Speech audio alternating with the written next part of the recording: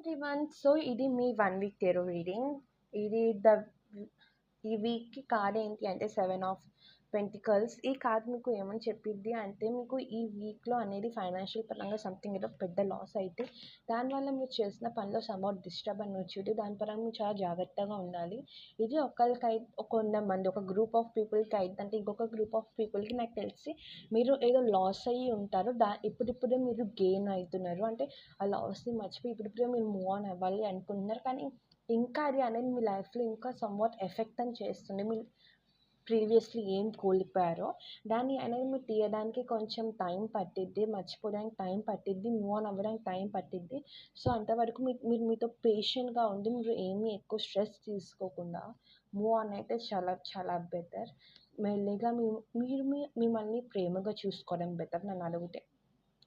Plus so మీరు ఈ week చాలా జాగ్రత్తగా ఉంటే బెటర్. Thank you for